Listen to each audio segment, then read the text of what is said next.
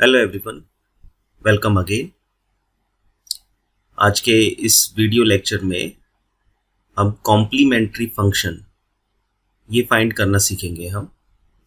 तो complementary function हम किस टाइप की डिफरेंशियल इक्वेशन में फाइंड करते हैं, सबसे पहले हम इसको समझेंगे।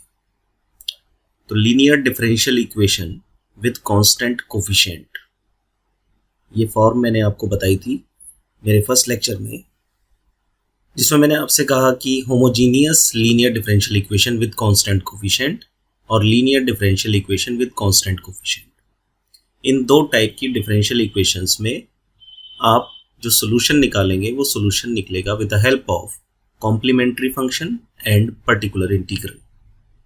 तो कॉम्प्लीमेंट्री फंक्शन उस डिफरेंशियल इक्वेशन की लेफ्ट साइड्स को कंसिडर करके निकाला जाता है और पर्टिकुलर इंटीग्रल डिफरेंशियल इक्वेशन की राइट साइड को कंसीडर करके निकाला जाता है। तो सबसे पहले हम समझेंगे कि इसकी डेफिनेशन क्या है, फिर उसके बाद इसका वर्किंग प्रोसेस क्या है। तो लेट्स स्टार्ट। कॉम्प्लीमेंट्री फंक्शन क्या होता है? Complementary function is a solution of the given differential equation when it's right hand side यानी RHS इज रिप्लेस्ड बाय 0। यानी कॉम्प्लीमेंट्री फंक्शन एक सॉल्यूशन ही है किसी डिफरेंशियल इक्वेशन का, जो कि कैसे मिलता है हमें या कब मिलता है हमें, जब हम राइट हैंड साइड वैल्यू को रिप्लेस कर देते हैं 0 से। तो इसको फाइंड करने के लिए, CF को फाइंड करने के लिए सबसे पहले हमें फाइंड करना होता है ऑक्सिलरी इक्वेशन। तो ऑक्सिलरी इक्वेशन क्या है, इसको डिफाइन मैंने किया पहले कि ऑक्सिलरी इक्वेशन क्या है। It is an algebraic equation in terms of m of degree n। Algebraic equation होगी ये इन टर्म्स ऑफ m, राइट, और डिग्री उसकी है क्वाड्रेटिक भी हो सकती है, क्यूबिक भी हो सकती है, बाई क्वाड्रेटिक भी हो सकती है, पावर 5 भी हो सकती है। तो इसलिए मैंने लिख दिया degree n। Now we are going to find complementary function. तो इसके लिए मैंने हेडिंग लिखी है working rule to find complementary function. इसको शॉर्ट में बोला जाता है CF। आप इसको CF करके ही लिखेंगे, पूरा कंप्लीट कॉम्प्लीमेंट्री फंक्शन शो करने की जरूरत नहीं है। पहली स्टेप क्या है, अब इन स्टेप्स को समझना है, फिर मैं इसके वीडियो में न्यूमेरिकल प्रैक्टिस पर न्यूमेरिकल सॉल्व करते हुए इसको समझाऊंगा पूरे कंसेप्ट को। तो स्टेप 1 में क्या करना है आपको, जो दी गई डिफरेंशियल इक्वेशन है उसको डी ऑपरेटर में कन्वर्ट करके इस तरह से लिखना है और ये बन जाएगी आपकी इक्वेशन 1। तो मैंने लाइन लिखी है, consider the given differential equation in D operator like as fd of y equals to q। Right. Step 2 में क्या करना है, हमें CF निकालना है। तो जो डेफिनेशन कह रही है राइट हैंड साइड को रिप्लेस कर दीजिए 0 से। तो Q इज रिप्लेस्ड बाय 0। तो ये 0 जो रिप्लेस किया हमने इक्वेशन 1 में किया, यानी स्टेप 1 में, तो वो स्टेप 1 कन्वर्ट किस में हो गई, fd of y equals to 0, जिसको हमने कह दिया इक्वेशन नंबर 2। अब जब ये CF निकालने के प्रोसेस में इक्वेशन बन गई है, तो सबसे पहले हमें ऑक्सिलरी इक्वेशन बनानी होगी। तो स्टेप 3 में मैंने क्या कहा, to find auxiliary equation we put d equals to m, y equals to 1 in step 2। यानी इस इक्वेशन 2 में d जहां पर है उसकी जगह m रख दीजिए और y की जगह 1 रख दीजिए। तो इससे आपको जो मिलेगी वो एक अलजेब्रिक इक्वेशन मिलेगी इन टर्म्स ऑफ m। इस इन टर्म्स ऑफ m की अलजेब्रिक इक्वेशन को बोला जाता है ऑक्सिलरी इक्वेशन। अब जब ये ऑक्सिलरी इक्वेशन मिल जाएगी आपको, तो नेक्स्ट स्टेप 4 में क्या करना है आपको, इसके रूट्स फाइंड करने हैं। रूट्स का मतलब है वैल्यू ऑफ m। अब इसमें आप साइंटिफिक कैलकुलेटर भी इस्तेमाल कर सकते हो, क्योंकि साइंटिफिक कैलकुलेटर से आप पावर 2 और पावर 3 की इक्वेशन के रूट्स को डायरेक्ट निकाल सकते हो। अदरवाइज आपके पास धराचार्य है, फैक्टर फॉर्म है, डिवीजन फॉर्म है, हिट एंड ट्रायल है, आप इनसे रूट्स निकाल सकते हो। तो मीनिंग देयर बाय स्टेप 4 आपको क्या देगी, वैल्यू ऑफ m। स्टेप 5 के पार्ट्स हैं, लेकिन उससे पहले समझिए कि ये पार्ट्स बने क्यों हैं। अब ये जो रूट्स निकले हैं, इन रूट्स का नेचर होगा कि हो सकता है रूट्स रियल और डिस्टिंक्ट हो सकता है रियल और इक्वल हो, तीसरी कंडीशन हो सकती है इमेजनरी हो, चौथी कंडीशन हो सकती है कि रिपीटेड इमेजनरी हो, पांचवी कंडीशन हो सकती है रेशनल हो, और छठी कंडीशन हो सकती है रिपीटेड इरेशनल हो। तो मीनिंग देयर बाय कि CF depend upon the nature of the roots. तो वो नेचर जो अभी मैंने आपसे डिस्कस किया है, ये वन बाय वन मैंने उस नेचर के बारे में लिखकर बताया है। तो अब इसको केयरफुली समझिएगा, केयरफुली देखिएगा। स्टेप 5 का फर्स्ट पार्ट यानी नेचर को अब डिफाइन कर रहा हूं मैं कि जो ऑक्सिलरी इक्वेशन है इसके जो रूट्स निकाले हैं ये रियल एंड डिस्टिंक्ट हैं। तो रियल एंड डिस्टिंक्ट का मतलब क्या है, यहां मैंने इसको समझाने के लिए लिखा, let m1 m2 and m3 be the 3 roots of auxiliary equation. कोई 3 रूट्स निकल कर आए, m इक्वल्स टू 1 2 3। अब ये रियल है और डिस्टिंक्ट है, पॉइंट मेरा समझ गए। तो अगर ऐसे रूट निकल कर आए तो उस कंडीशन में CF क्या होगा, ये फॉर्मेशन है C1 e to the power m1x plus C2 e to the power m2x plus C3 e to the power m3x। तो आपको क्या करना होगा, इस m की जो वैल्यूज आई हैं किसी ऑक्सिलरी इक्वेशन से, फॉर एग्जांपल 1 2 3 है, तो m1 is 1, m2 is 2, m3 is 3। तो आपको यहाँ पर वैल्यू m1 m2 m3 की रखनी है। तो ये बन जाएगा C1 e to the power x plus C2 e to the power 2x plus C3 e to the power 3x, अगर ये रूट्स हैं तो। और ये जो फॉर्म है ये स्टैंडर्ड फॉर्म है, प्रूफेबल है लेकिन आपके लिए तो प्रूफ में नहीं है, यहाँ इसको आप एज ए फॉर्मूला समझेंगे। इस फॉर्मूले में बस आपको इस इक्वेशन के, ऑक्सिलरी इक्वेशन के रूट्स को डालना है, ये देखते हुए कि उसका नेचर कैसा आया है। अगर वो रियल डिस्टिंक्ट है तो फॉर्मेशन होगी C1 e to the power m1x plus C2 e to the power m2x plus C3 e to the power m3x। और जहां पर ये C1 C2 और C3 क्या है, these are the arbitrary constant, right. ये तो हुआ फर्स्ट पार्ट कि अगर रियल और डिस्टिंक्ट है। अब मान लीजिए कि रियल और डिस्टिंक्ट नहीं है, रूट्स जो हैं वो इक्वल हैं। तो इक्वल का मतलब हो गया कि इसको मैंने 2 पार्ट में तोड़ा, ए और बी में।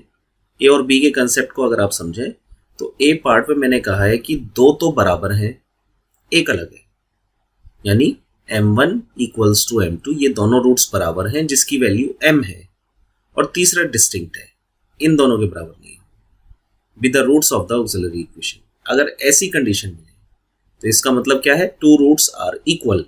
बेसिकली इसका मीनिंग है 2 रूट्स आर इक्वल।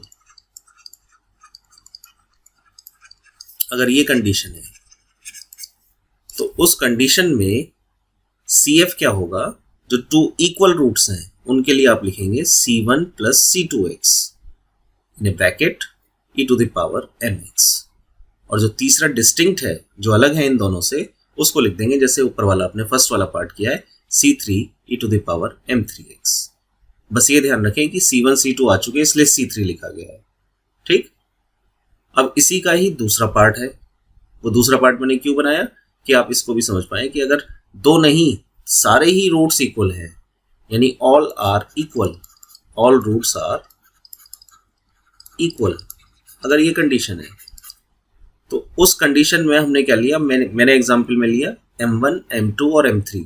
ये तीनों रूट्स जो हम ले रहे थे तीनों ही बराबर हैं। किसके बराबर है, m के बराबर है। तो उस कंडीशन में CF क्या होगा, तो 2 के लिए तो आपने ये लिखा है C1 प्लस C2x, तो जो तीसरा इक्वल होगा तो उस कंडीशन में C3x स्क्वायर, यानी 1 x की पावर 0 x की पावर 1 x की पावर 2, इस तरीके से फॉर्मूला बनाए। तो 3 इक्वल होंगे तो आप लिखेंगे C1 plus C2x plus C3x square e to the power mx। तो ये दोनों फॉर्म इक्वल के लिए मैंने लिखवाई।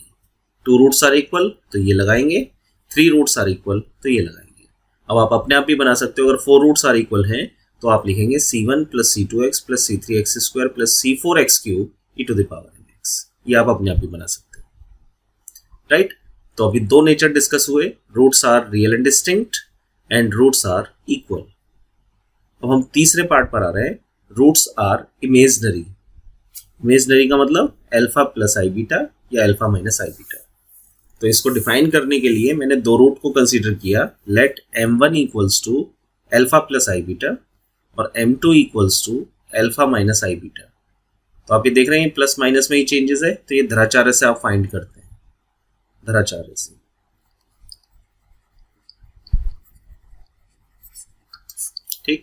धराचार्य फॉर्म होता है -b plus minus whole under root b square minus 4ac upon 2a। इस फॉर्म में आप देखें तो प्लस माइनस टर्म आती है, तो इसलिए दो रूट आपको मिलेंगे ही एट ए टाइम। तो यहां से आपको मिला इमेजनरी रूट, इस आयोटा से आपको पता लगा कि ये रूट इमेजनरी है। तो इसका जो CF होगा वो CF कैसे निकालेंगे, ये फॉर्मूला है इसका, e to the power alpha x, यानी अल्फा वैल्यू को e की पावर में रखेंगे, ब्रैकेट बनाएंगे c1 cos beta x plus c2 sin beta x। तो दो रूट है और दो ही कांस्टेंट है, c1 और c2। क्लियर होगी बात इतनी? तो आपको अल्फा और बीटा की वैल्यू इस फॉर्म में रखनी है। अब मान लीजिए ये रिपीट हो जाए, यानी रूट्स तो इमेजनरी है लेकिन रिपीट हो रहा है। रिपीट से मतलब है दो इक्वल है या तीन इक्वल है। तो उस कंडीशन में मैंने किस तरीके से इसको समझाने के लिए लिखा है, late m1 equals to m2, ये दो रूट बराबर है जिनकी वैल्यू है alpha plus i beta. Same ऐसे ही m3 बराबर m4, ये दो रूट बराबर है जिसकी वैल्यू है अल्फा माइनस आई बीटा। तो उस कंडीशन में CF किसके बराबर होगा, तो फॉर्म तो यही इस्तेमाल होगी, बस अंतर इतना है टू इक्वल रूट्स के लिए कंडीशन यहां चेंज हो जाएगी इसमें। तो फॉर्म बनी e to the power alpha x c1 plus c2x cos beta x, क्योंकि दो इक्वल रूट थे तो c1 प्लस c2x आ गया। ठीक, अब दो तो यहां आ चुके c1 c2 और अगले में भी दो ही हैं, तो वो c1 c2 ना लेकर आप लेंगे c3 plus c4x sign beta x। तो करना वही है, फॉर्म तो यही लिखनी है, इसमें अल्फा और बीटा वो आपको दो इक्वल वाले डालना है। तो अगर 3 होगा तो क्या लिखेंगे, मान लीजिए 3 है तो 3 की कंडीशन में आप CF लिखेंगे e to the power alpha x c1 plus c2x plus c3x square of cos beta x plus c3 तक आ चुका है c4 plus c5x plus c6x square sine beta x। तो अगर 3 इक्वल रूट होंगे तो आप खुद भी बना सकते हैं, 3 टाइम रिपीटेड है, 3 इक्वल रूट्स, तो आप खुद भी इस तरीके से बना सकते हैं। तो अब ये 4 प्रोसीजर रूट्स के मैं समझा चुका हूं मैं। ध्यान रखना रियल एंड डिस्टिंक्ट, तो फॉर्मूला क्या है, उसमें वैल्यू कैसे पुट करनी है, इक्वल, इमेजनरी, रिपीटेड इमेजनरी। अब इसके बाद आते हैं रूट्स आर इरेशनल। इरेशनल का मतलब है कि जब आप धराचार्य से फॉर्मेशन इस्तेमाल करते हैं यहां, और इस्तेमाल करने पे आपको दिखता है कि अगर अंडर रूट के अंदर नेगेटिव टर्म आई तो नेगेटिव को हटा देंगे, अंडर रूट -1 होता है आई के बराबर, तो उसे तो आई लिख देते हैं, तो वो बन जाता है इमेजनरी। लेकिन यहाँ पर अंडर रूट की ऐसी टर्म आए जिसका आप स्क्वायर रूट ना निकाल पाए, जैसे कि अंडर रूट 3। अब अंडर रूट 3 जो है वो आपकी कैसी वैल्यू हो गई, इरेशनल वैल्यू हो गई, यानी डेसिमल में तो कन्वर्ट हो सकती है फ्रैक्शनल में, लेकिन रियल नहीं है। राइट, रियल तो है लेकिन आप इसको इरेशनल फॉर्म में है, ये फ्रैक्शनल फॉर्म में है। तो उस कंडीशन में फॉर्मूला क्या होगा, e to the power alpha x c1 cos hyperbolic under root beta x plus c2 sine hyperbolic beta x under root beta x। तो ये हाइपरबोलिक साइन जो है ये इसको कन्वर्ट करेगा एक्सपोनेंशियल फॉर्म में, और वहां से आपको वही रूट की वैल्यू मिलेगी जो आप केस 1 से, यानी फर्स्ट पार्ट से जो आप निकाल रहे थे डिस्टिंक्ट वाले से, उसी में ही ये कन्वर्ट हो जाएगा। तो ये फॉर्म याद रखें, और इसी का ही फिर नेक्स्ट पार्ट है 6 when roots are repeated irrational. तो ये 2 बार मैंने रिपीट किए, जैसे इमेजनरी को समझाया था ऐसे ही इसको भी 2 बार रिपीट किए, और 2 बार रिपीट करने के बाद अंतर सिर्फ आया, c1 की जगह आपका चेंज हो गया c1 plus c2x c3 plus c4x। तो इस तरह से ये 6 फॉर्मूले बनते हैं CF फाइंड करने के। क्लियर, इन 6 फॉर्म से आप CF निकाल पाएंगे, लेकिन ये 6 एक साथ नहीं लगेंगी, ये भी आप समझते हैं। तो यहां जैसे ही स्टेप आप 4 खत्म करेंगे तुरंत आपको ये पता लग जाएगा कि इनमें से कोई सी एक लगेगी या इनमें से कोई सी 2 या 3 लगेगी। तो यहां CF का फॉर्मेशन मैंने लिखा है, कैसे फाइंड करते हैं। अब ये कुछ न्यूमेरिकल्स हैं जिसको मैंने कुछ को ब्लैक से लिखा है और कुछ को मैंने रेड से लिखा है। राइट, ब्लैक से जो लिखा है इसकी मैं प्रैक्टिस यहां अभी मैं इसी लेक्चर में कंटिन्यू कर रहा हूं, मैं सॉल्व कराऊंगा आपको प्रैक्टिसाइज फॉर्म में लेकर आऊंगा मैं कि कैसे इसको सॉल्व करना है। और ये जो रेड वाले जो दिए मैंने, ये आपको होमवर्क के लिए दिए हैं, आपकी प्रैक्टिस के लिए। तो अगर आप 4 न्यूमेरिकल इसको करते हैं, मेरे करने के बाद अपने आप करते हैं और इन 5 को अपनी प्रैक्टिस फॉर्म में लेकर आते हैं, तो टोटल 9 न्यूमेरिकल है CF के फाइंड करने के लिए, और ये एनफ है आपकी प्रैक्टिसाइज फॉर्म के लिए, क्योंकि ये सारे न्यूमेरिकल डिफरेंट मैंने लिए हैं, एक जैसे नहीं लिए। तो मैं इनकी स्टार्टिंग कर रहा हूं मैं। तो पहला सवाल हम ले रहे हैं D4 - N4 of y equals to 0, right. तो न्यूमेरिकल 1 है आपका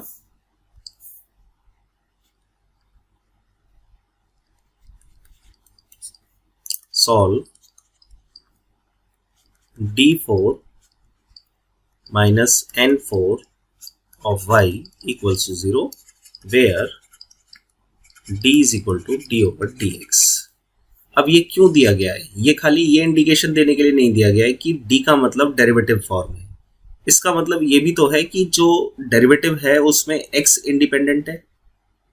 ये भी तो मतलब है कि इसकी फॉर्म्स का मतलब है कि x is a independent variable. Independent variable, independent variable है तो इसका मतलब ये हो गया कि y in terms of x, यानी आंसर जो आएगा वो आंसर आएगा इन टर्म्स ऑफ x। ये भी तो मीनिंग है।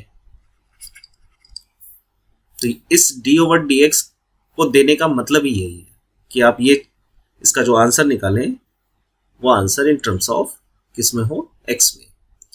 तो CF निकालना है हमें, राइट, पर इस पे सॉल्व लिख रहा है, तो सॉल्व का मतलब है कंप्लीट सॉल्यूशन निकालना है। ये भी मैं लिख देता हूं यहाँ पे, सॉल्व का मीनिंग है कंप्लीट सॉल्यूशन,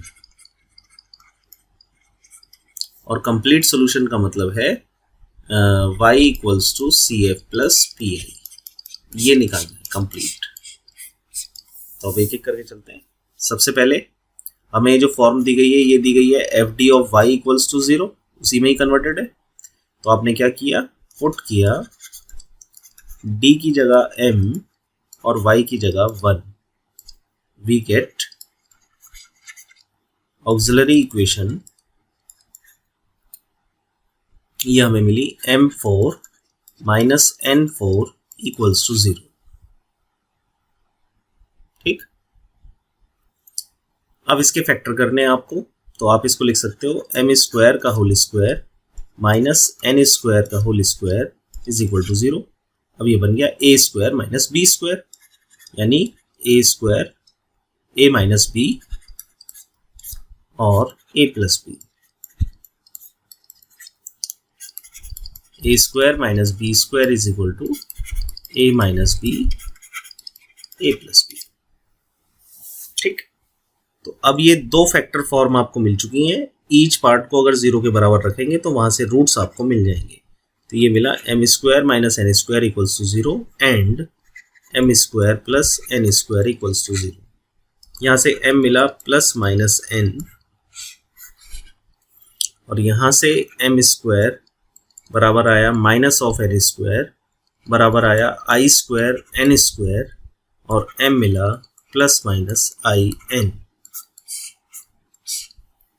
तो 2 रूट इससे मिले, 2 रूट इससे मिले, टोटल हो गए 4 रूट, और इक्वेशन का ऑर्डर भी है 4। तो यहां तक आपने बिल्कुल सही किया है। अब जैसे ही रूट्स निकले तो ये तो पता लगा ये तो है रियल एंड डिस्टिंक्ट, और ये रूट पता लगा ये है इमेजिनरी, ठीक। इमेजिनरी है, लेकिन जब इसको कंपेयर करेंगे alpha plus minus i beta से, 2 रूट है ना, ये alpha plus minus i beta से कंपेयर करोगे तो कंपेयर करके मिलेगा अल्फा इक्वल्स टू 0 और बीटा इक्वल्स टू n, ये मिलेगा कंपेयर करके। क्योंकि आपको तो क्या करना है, वैल्यू को उठा के रखना है। तो 2 डिस्टिंक्ट रूट यहां पर हैं और 2 इमेजिनरी रूट यहां पर हैं, जिसमें अल्फा की वैल्यू 0 है, बीटा की वैल्यू n है। तो अब आप CF का फॉर्मूला लिख रहे हैं।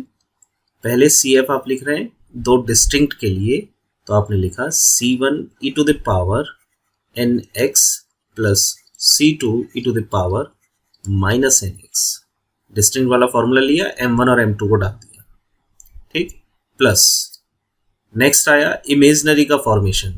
तो इमेजिनरी के फॉर्मेशन में e टू द पावर है अल्फा x यानी 0x in bracket C1 C2 आ चुका है, तो C3 cos बीटा कितना है n, nx plus C4 sin nx, right. तो ये तो हुआ CF इस डिफरेंशियल इक्वेशन का, और राइट हैंड साइड क्योंकि इसका 0 है तो PI हो गया 0। तो complete solution y is equal to मिला CF प्लस PI से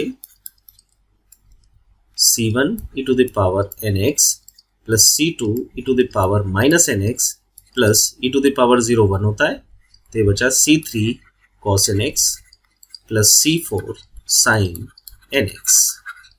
ये जो y बराबर जो आपने फाइंड किया, that is the solution of complete solution of the given differential equation. ये हो गया आपका आंसर। तो इस तरीके से मैंने आपको पहला सवाल निकाल के दिखाया कैसे हमें इसको सॉल्व करना है, और खाली CF ही नहीं कंप्लीट सॉल्यूशन भी आप निकाल सकते हैं अगर राइट हैंड साइड 0 है।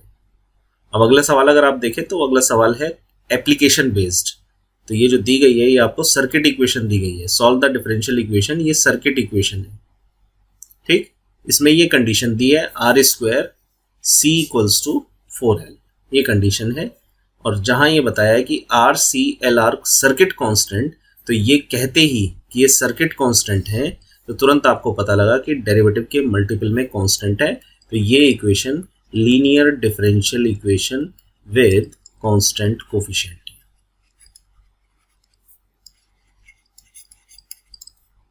जैसे ही इक्वेशन की फॉर्म पता लगी तो अब आपको पता लग गया कि इसका सॉल्यूशन कैसे है, CF प्लस PI से। राइट हैंड साइड 0 है तो PI 0 होगा। अब केवल लेफ्ट को सिंप्लीफाई करना है, तो इस सवाल को लिख लें d2i by dt square, d2i upon dt square plus r by L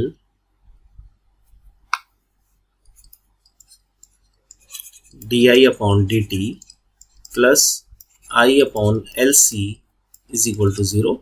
ये तो इक्वेशन है, और कंडीशन है R square C equals to 4L, ये कंडीशन दी गई है हमें,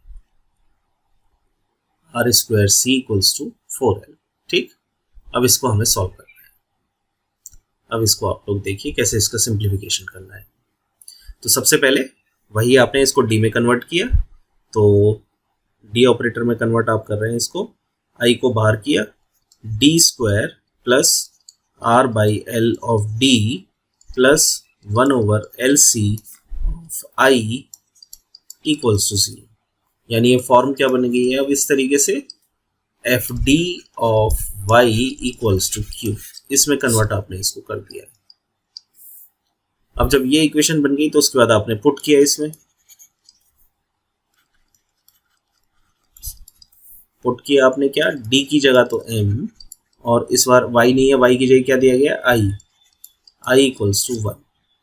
ये जैसे ही इसमें पुट किया तो ऑक्सिलरी इक्वेशन बनी आपकी m square plus r by L of m plus 1 by LC equals to 0। अब आपने इसके रूट्स निकाले, कैलसी इसमें वर्क कर नहीं पाएगा तो आपने इसके रूट्स निकाले, तो a बराबर है 1, b बराबर है r बाई L और c बराबर है 1 ओवर LC। इसको पुट किया आपने तो m इक्वल्स टू धराचार्य में अप्लाई किया, minus r by L plus minus whole under root b square यानी r square upon L square minus 4ac 4 upon LC upon 2a, ये आपको मिल गया। अब आपने इसमें पुट की कंडीशन, तो गिवन कंडीशन क्या है, r square c equals to 4l, therefore r square equals to 4l by c। ये वैल्यू उठाकर आपने पुट कर दी इस जगह, तो जब ये पुट किया तो क्या मिला, m equals to minus r by L plus minus under root 4l upon L square c minus 4 upon LC upon 2। L से L कैंसिल और 4 by LC minus 4 by LC ये आ गया 0, कट जाएगा ये। तो ये आपको m मिला minus r by L plus minus 0/2। अब ये लिखना जरूरी है। क्यों लिखना जरूरी है? कि अगर आप प्लस माइनस 0 नहीं लिखेंगे तो आपको तो सिर्फ एक ही रूट दिख रहा है, आप लिख देंगे जल्दबाजी में m इक्वल्स टू -r/2l, जबकि इस इक्वेशन का ऑर्डर है 2, तो इसीलिए ये मिस्टेक हो जाती है। तो मैंने इसको दिखा दिया तुम्हें कैसे लिखना है। तो अब यहाँ पर इसके दो पार्ट हो गए, पॉजिटिव ले रहे हैं तो भी m आ रहा है -r/2l, नेगेटिव ले रहे हैं तब भी m निकल कर आ रहा है -r/2l। तो क्लियर आपको पता लग रहा है कि m की वैल्यू जो आ रही है वो आ रही है -r/2l, -r/2l, यानी इक्वल रूट्स, 2 इक्वल रूट्स। और इक्वल रूट्स पर आपको तुरंत फॉर्मूला पता है इसका, बस ये ध्यान रखना है इसमें आपको कि ये जो इक्वेशन है ये इक्वेशन I की है और किस टर्म में है? इन टर्म्स ऑफ t, है ना। मैं यहां लिख देता हूं मैं, गिवन इक्वेशन इज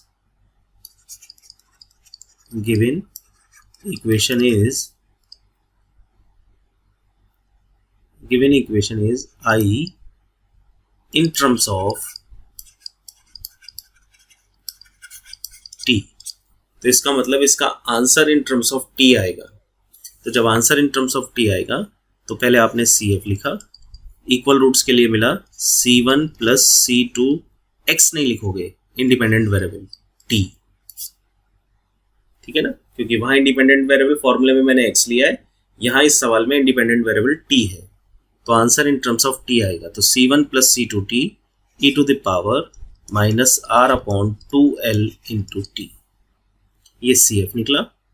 PI इस सवाल का 0 है क्योंकि राइट हैंड साइड 0 है। तो करंट यानी I इज इक्वल टू, जिसको हम बोल रहे हैं कंप्लीट सोल्यूशन, ये मिला CF प्लस PI से I is equal to C1 plus C2t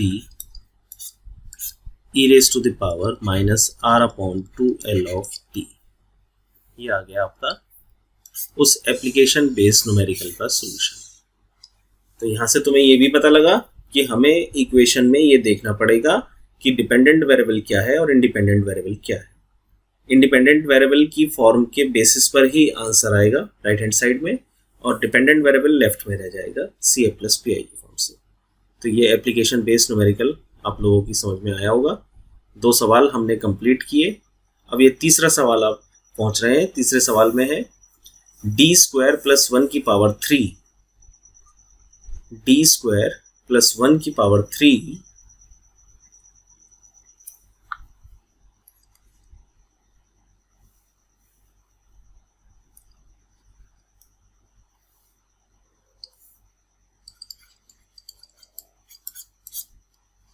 into d² plus d plus 1 to the power 2 of y equals to 0। ठीक, ये आपका एग्जाम्पल है जिसको मैं सॉल्व कर रहा हूँ। नंबर 3 सॉल्व करना है और यहाँ हमें दिया गया है where d is equal to d over dx। तो d ओवर dx देने का मतलब ही क्या है कि answer in terms of x आएगा। ऑलरेडी इसी फॉर्म में है, आपने बस इसमें पुट किया d की जगह m और y की जगह 1। ये पुट करने के बाद ऑक्सिलरी इक्वेशन मिली m² plus 1 to the power 3 m² plus m plus 1 की पावर 2 इज इक्वल टू 0। ठीक है जी। मैं इसका ना तो मैंने होल क्यूब खोला ना मैंने स्क्वायर खोला, क्योंकि अननेसेसरी मैं इसके होल स्क्वायर और होल क्यूब को ओपन करूंगा, मल्टीप्लाई कराऊंगा, तो मैं अपने आप के लिए ही ये न्यूमेरिकल कॉम्प्लेक्सिटी की तरफ लेके जा रहा हूँ। ये ऑलरेडी फैक्टर्ड फॉर्म में है। पहली बात बस इतना ही तो अंतर है कि d² प्लस 1 3 बार रिपीट है, यानी यहाँ मैं ये कहूँगा m² प्लस 1 3 टाइम रिपीट है, या m² plus m plus 1 2 time repeat है। तो रिपीटेड या इक्वल के लिए मेरे पास फॉर्मूले तो है, तो मैं इसका स्क्वायर या क्यूब क्यों ओपन करूं। तो मैंने कंसीडर किया m² plus 1 is equal to 0 and m² plus m plus 1 is equal to 0। मैंने सिर्फ इनके अंदर वाले पार्ट को मानते हुए इक्वेशन उसको 0 के बराबर लेके उसके रूट्स निकाले। तो यहां से m के रूट्स आए m² प्लस 1 से प्लस माइनस i, और इधर आपने धराचार्य से सॉल्व किया तो रूट्स निकल कर आएंगे m के minus b plus minus whole under root b square minus 4ac upon 2a। तो ये आपको मिला -1 plus minus under root 3i upon 2। तो इसको सेपरेट करके आपने लिख दिया -1/2 plus minus under root 3/2 of i, जिससे कि ये पता लगा this is alpha and this is beta. तो ये दो रूट इसमें आ गए। क्लियर। अब हम आगे की तरफ चलते हैं कि ये तो हमने सिंगल एलिमेंट का निकाल दिया कि हमने इस पॉलिनोमियल को लिया, इसको इक्वेशन बनाया और रूट्स निकाल दिए, दो रूट्स आ गए। सेम ऐसे ही दो रूट्स इसमें आ गए। लेकिन आप ऐसे भी तो समझो कि ये वाला पॉलिनोमियल 3 बार रिपीट है, ये वाला फैक्टर 2 बार रिपीट है। तो अब मैं एक्चुअल में लिखूं कि क्या इसके रूट्स आ रहे हैं, तो आपने लिखा therefore the roots of the given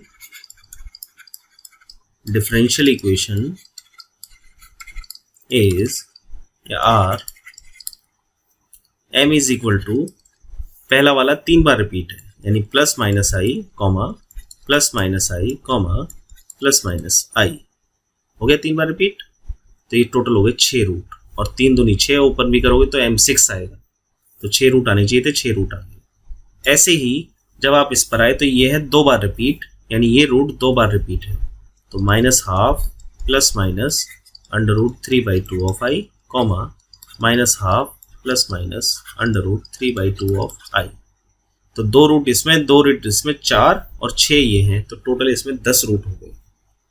अब इन 10 रूटों में जब आपने चेक किया तो ये पता लगा कि ये तो 3 टाइम रिपीटेड है और ये 2 टाइम रिपीटेड है, और वो भी कैसा, इमेजनरी रूट। तो इमेजनरी रूट में रिपीटेड वाला मैंने फॉर्मेशन लिखवाया है, उसके हिसाब से इसको आप बना दीजिए। देयरफॉर CF इक्वल्स टू, इसमें अल्फा 0 है, बीटा 1 है, इसमें अल्फा -12 है और बीटा अंडर रूट 3/2 है। इसके हिसाब से बना दीजिए। तो e to the power 0x 3 बार रिपीट है, C1 plus C2x plus C3x square, ये हो गया 3 बार रिपीट का। cos x बीटा है 1 तो cos x प्लस 3 आ चुका है C3 तक, C4 plus C5x plus C6x square sign x। तो ये इन 6 यानी 3 रिपीटेड 6 रूट्स का ये CF निकल गया, C6 तक आ गया। अब आगे प्लस, अब इस पर आइए, इसमें अल्फा -12 है तो आपने लिखा e to the power -12 of x in a bracket. C6 तक आप ले चुके हैं और ये 2 बार रिपीट है, C7 plus C8x cos under root 3/2 of x plus C9 plus C10x sine under root 3/2 of x। Clear. तो e टू द पावर 0 1 होता है, ये निकला CF। टोटल 10 रूट आ चुके हैं इसमें और PI है 0। तो अब आप फाइनल निकाल सकते हो y is equal to complete solution, y is equal to CF plus PI से। तो y मिल गया आपको, e टू द पावर 0 1 होता है, C1 plus C2x plus C3x square into cos x plus C4 plus C5x plus C6x square of sine x। ये तो हुआ first part, plus e to the power -12x in bracket C7 plus C8x of cos under root 3/2 of x plus C9 plus C10x sine under root 3/2 of x। ये इसका हो गया answer. तो इस तरीके से मैंने आपको अब लेकर गया मैं, जिसमें रिपीटेड रूट्स आ गए। तो ये मैंने रिपीटेड वाला न्यूमेरिकल किया, गो थ्रू कीजिएगा, इसको समझिएगा और अच्छे से। अब आता हूं मैं फोर्थ न्यूमेरिकल पे कि फोर्थ न्यूमेरिकल क्या आपसे कह रहा है। तो तो आप देखेंगे तीनों ही सवाल डिफरेंट डिफरेंट मोड में आए।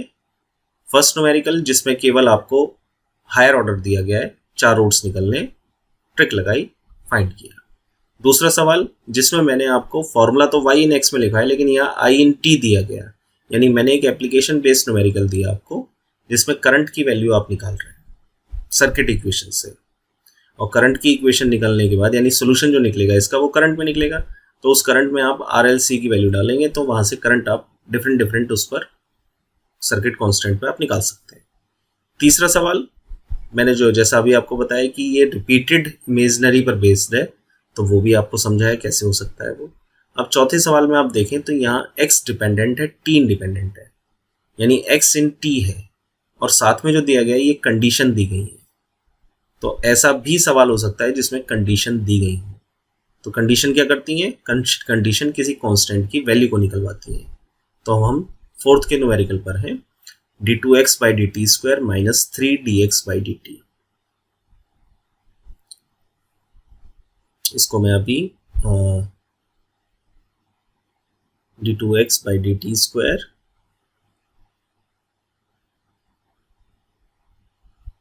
Minus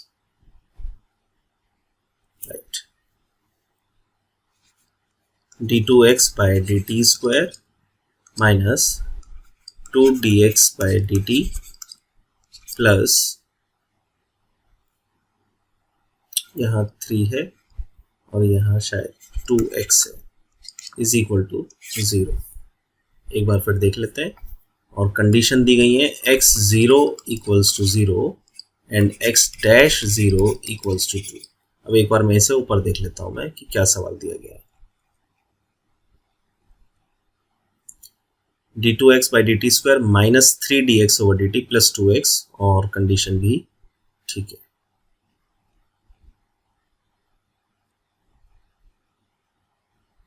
d2x/dt² minus 3dx/dt plus 2x equals to 0, right. ये सवाल है एग्जाम्पल नंबर 4, सॉल्व। तो सबसे पहले आपने ऑपरेटर को d में कन्वर्ट किया, तो आपने लिखा इसको we have d² minus 3d plus 2 of x equals to 0, ये मिला आपको। उसके बाद आपने इसमें पुट किया d की जगह m और x की जगह 1, तो ऑक्सिलरी इक्वेशन बनी m² minus 3m plus 2 is equal to 0, जिसके फैक्टर अगर आप करेंगे तो m² minus 2m minus m plus 2 equals to 0, m common m minus 2 minus 1 common m minus 2 equals to 0, m minus 2 common m minus 1 बचा। अब यहाँ से आपके रूट्स आ गए 2,1, ये 1,2 भी लिख सकते हो, कोई फर्क नहीं पड़ेगा इससे, यानी C1 के साथ आप 1 भी ले सकते हो e की पावर में, और इसके साथ 2 भी ले सकते हो, कोई फर्क नहीं पड़ता इससे, कांस्टेंट आगे पीछे हो जाए कोई फर्क नहीं पड़ेगा। तो ये रूट्स हैं डिस्टिंक्ट, तो डिस्टिंक्ट रूट पर CF हो गया C1 e to the power 2t, क्योंकि ये t में है, plus C2 e to the power t। Right hand side क्योंकि 0 है तो pi 0 हो गया, तो y इज इक्वल टू मिला आपको, सॉरी y नहीं है इसमें x है, तो x इक्वल्स टू मिला आपको CF प्लस pi से C1 e to the power 2t plus C2 e to the power t। Clear? अब ये जो मिला है आपको, ये C1 e to the power 2t plus C2 e to the power t, ये पहला आंसर मिल गया। अब इसको मान लिया हमने इक्वेशन 1 और इसको डिफरेंशिएट किया, differentiate equation 1 with respect to t, इसके रिस्पेक्ट में, तो यहाँ आपको मिला या तो dx/dt लिख दो या x' लिख दो। ये x' आपको मिला 2c1 e to the power 2t plus c2 e to the power t, ये हो गई 2 कंडीशन।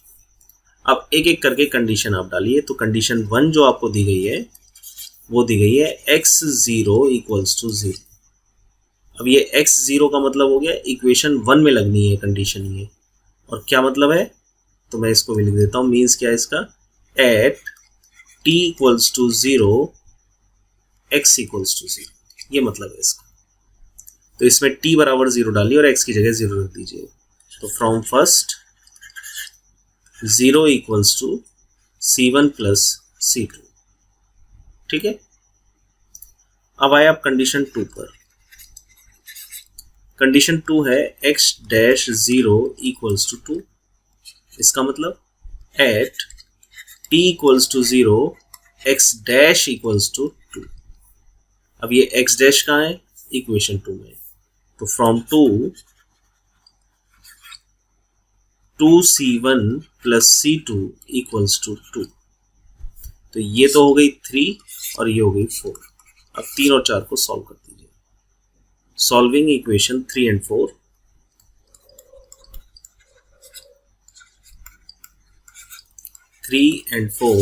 तो 3 तो है C1 plus C2 equals to 0 और 4 है 2C1 plus C2 equals to 2। Subtract कर दिया, ये कैंसिल हो गया। माइनस का C1 इक्वल्स टू माइनस का 2, देयरफॉर C1 इक्वल्स टू 2। इस C1 की वैल्यू को आप यहाँ रख दीजिए, तो C2 आ जाएगा -2। ये C1 C2 की वैल्यू को उठा के रख दीजिए 1 में। From first x equals to 2, C1 की जगह 2 रख दिया आपने, तो 2e to the power 2t minus 2e to the power t, ये इसका आंसर। इस तरीके से ये 4 सवाल मैंने 4 डिफरेंट टाइप के न्यूमेरिकल्स मैंने पिक किए, जिसमें पहला सवाल था पावर का, जैसे मैंने आपको बताया। फोर्थ न्यूमेरिकल था कंडीशन बेस्ड। तो जिस भी सवाल में कंडीशन आ जाएगी, आपको कंडीशन से मतलब है कांस्टेंट, आर्बिट्रेरी कांस्टेंट, इनकी वैल्यू को निकालना और सॉल्यूशन में पुट कर देना। यहाँ तक का पोर्शन ऐड हो जाता है। तो इस तरीके से ये 4 सवाल थे जो मैंने आपको कराए। और प्रैक्टिस के लिए आपको रेड वाले जितने मैंने जैसे आपको बोला होमवर्क में, ये आपकी प्रैक्टिस के लिए है। इसमें 2 सवाल कंडीशन बेस्ड है, एक पावर हायर है, ये भी पावर हायर है, और ये सिंपल है। ट्राई करें, प्रैक्टिस में आए अपने। तो आज की वीडियो में हमने अंडरस्टैंड किया definition of complementary function and auxiliary equation. उसके बाद वर्किंग प्रोसेस कैसे निकालते हैं उसको हमने समझा, उसको सीखा, और फिर उसके बेस पर हमने 4 सवालों को इस वीडियो में सॉल्व किया, जो कि डिफरेंट टाइप के थे। तो नेक्स्ट वीडियो में मिलेंगे हम पीआई फाइंड करना, यानी पर्टिकुलर इंटीग्रल फाइंड करना, उसके केसेस का डिस्कशन करेंगे। तो केस 1 के साथ हम मिलेंगे नेक्स्ट वीडियो में। तो थैंक यू, नेक्स्ट वीडियो में मिलते हैं।